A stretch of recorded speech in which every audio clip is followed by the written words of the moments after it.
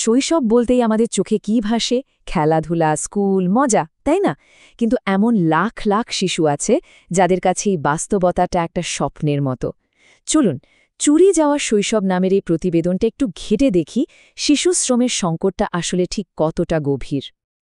দেখুন, এই একটা লাইনে কিন্তু পুরো ব্যাপারটা পরিষ্কার করে দেয়।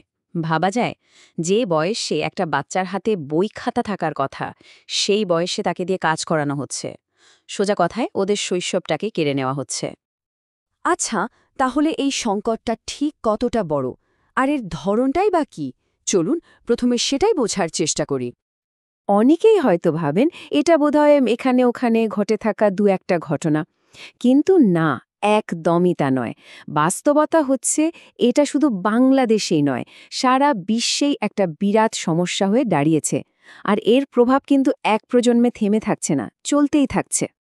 আর এই শিশুরা কি ধরনের কাজ করছে জানেন? একদিকে যেমন আছে হালকা কাজ, আবার অন্যদিকে তাদের ঠেলে দেওয়া হচ্ছে একেবারে ভয়ঙ্কর, কঠিন, ঝুঁকিপূর্ণ সব কাজে। মানে কাজটা হালকা হোক বা কঠিন, দিন শেষে কিন্তু তাদের শৈশবটাই কেড়ে নেওয়া হচ্ছে। ব্যাপারটা শুধু আজকের দিনটা নিয়েই নয়, এর প্রভাব কিন্তু আরও অনেক গভীর। এটা আসলে একটা শিশুর পুরো ভবিষ্যৎ চুরি করে নেওয়ার মতো। চলুন দেখি এর ফলটা কতটা মারাত্মক হতে পারে। একদিকে ভাবুন, ওদের থাকার কথা ছিল স্কুলে, বন্ধুদের সাথে। আর অন্যদিকে বাস্তবতাটা কি?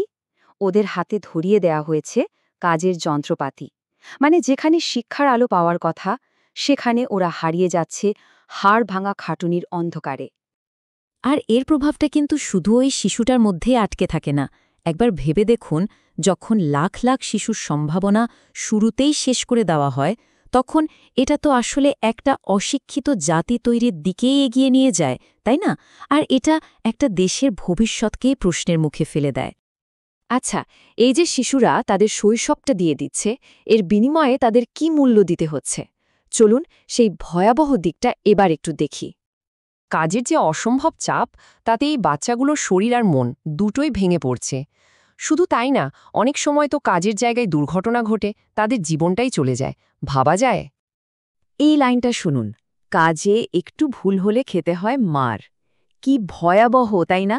মানে সামান্য একটা ভুলের জন্য তাদের উপর কীরকম অত্যাচার নেমে আসে। এটা তো শুধু একটা দুর্ঘটনা নয়, এটা ওদের প্রতিদিনের ভয়, প্রতিদিনের বাস্তবতা। সবচেয়ে অবাক করার মতো ব্যাপার হলো, এই সব কিছুই কিন্তু ঘটছে এমন একটা সময়ে যখন এগুলো ঠেকানোর জন্য আইন কানুন রয়েছে।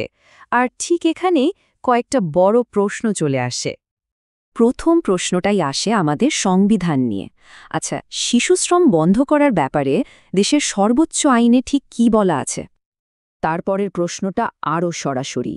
কেউ যদি কোনো শিশুকে জোর করে কাজ করায়, তার জন্য শাস্তির ব্যবস্থাটা কি? আইনে কি বলা আছে?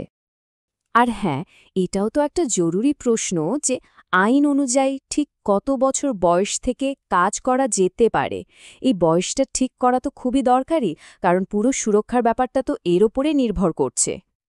আর সব কিছুর শেষে যে প্রশ্নটা আমাদের মাথায় ঘুরতে থাকে, সেটা হলো, এত আইনকানুন থাকার পরেও কেন এই অবস্থা? কেন এই সংকটটা রয়েই গেছে?